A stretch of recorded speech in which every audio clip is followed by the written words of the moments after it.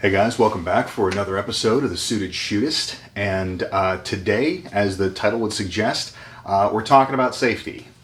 Before I jump into it, just real quick again to kind of touch on it, the stickers are live, as well as the Patreon is live.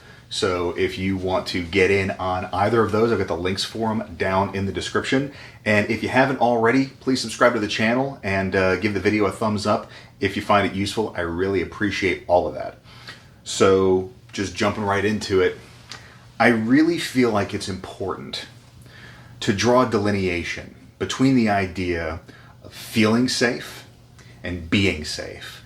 And I really want this to be part of the conversation because, especially in some of the groups that I'm in, for folks that are newer to the idea of taking control of their own self-protection, the idea that they think they're after is that they want to feel safer. And don't we all? However, the cruel irony of it is that a lot of the things that make people feel safer don't make them any safer, and sometimes can actually be working against them. An anecdote that I will sometimes use is when I was in college, there was a rash of petty property crime. Nothing violent, but purse snatchings and stuff like that, where no real threats of violence were being used. Just somebody seeing something of opportunity and going, "Give me that." There was a town hall that the university held, and it was mostly faculty, the campus police, and a few other folks. I was one of a very few students in attendance at that time, and they were crowdsourcing ideas on what they could do to address this rash of crime that was that the student population was experiencing. I raised my hand and said, how about you stop telling everybody that they're safe and that they're in this little bubble of protection, because it's clearly not true, and nobody's paying attention because they think that they're covered. Obviously that didn't go over too well, but that's the idea, is a lot of the things that make you feel safe will also then make you complacent. Because when you feel safe, you're more likely to fall back into Cooper's condition white. I don't like using the color code all that much because while it is a useful tool, I think it gets misapplied a lot. But the idea being is that if you feel safe, then all of a sudden the need to be attentive is a lot lower. And the problem with that is there's a whole host of products on the market designed to make you feel safe, but they don't actually do anything. And that's the big distinction, is feeling safe is an emotion. That's it. It's a feeling. Being safe is an activity. It requires active involvement, which is why feeling safe is so much more popular and so much more marketable than being safe, is it requires a whole lot less effort. Oh, for $30 or 4 easy payments of whatever, I can be safer? Cool. And they just trade money for peace of mind instead of spending the time to understand victim selection, to understand pre-assault indicators, to understand managing unknown contacts. Because that crap's a lot of work. And not only that, once you understand it, you still got to practice it regularly. So that's the big distinction.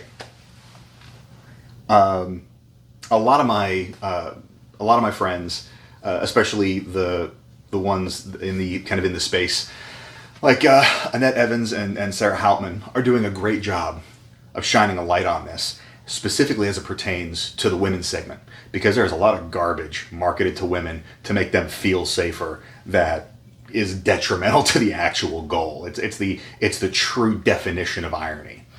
But it applies a lot on the front, regardless of male, female, doesn't matter. A lot of folks simply carry a gun because it makes them feel safer.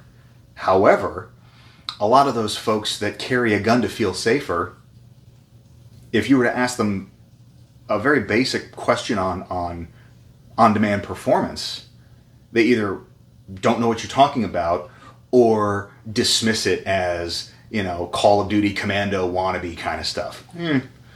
But that's really it. And the reason why I think this is so critical is twofold. I mean, number one is just the fact that my goal in doing all of this is actually to help people be safer. And the idea is that, especially for folks that work in a professional or semi-professional environment and don't necessarily have the luxury of carrying the optimal tool set in the optimal configuration, there is a lot of crap that's marketed to that niche to help you feel safer that just doesn't. The other piece of it is simply to continue the conversation of, okay, if you're trying to feel safer, what is it that you're trying to feel safer from? Because once you're able to answer that question, it means that you've actually gone through the exercise of doing some form of risk assessment. Are you trying to feel safer from a home invader? Are you trying to feel safer from, a strong arm robbery or a mugging? Are you trying to feel safer from a kidnapping or a sexual assault? Are you trying to feel safer in the knowledge that you have the ability to protect your family?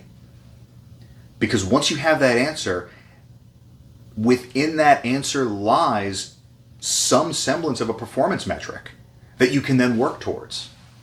And that's really just the crux of what I wanted to touch on with this is, like I said, feeling safer is easy because it's just trading money for peace of mind.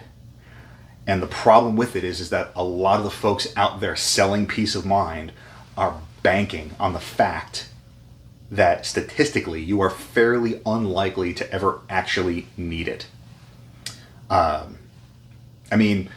Let's be honest, that's basically the model built around auto insurance.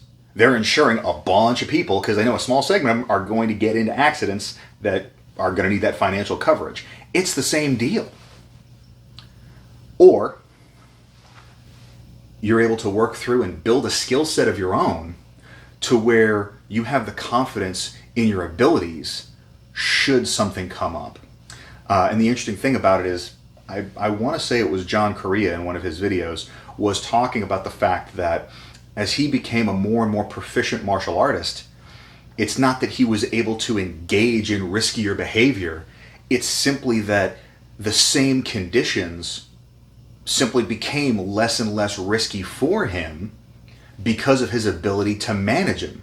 Manage them verbally, manage them emotionally, and if needed, manage them physically.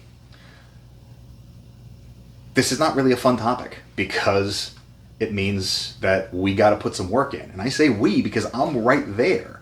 I like practicing the shooting part because it's fun and because it gives me immediate validation, or more often than not, immediate feedback of what I need to work on, but it's still enjoyable. Some of the being safe can be a little bit more mentally taxing, but it really is the part that we should focus on.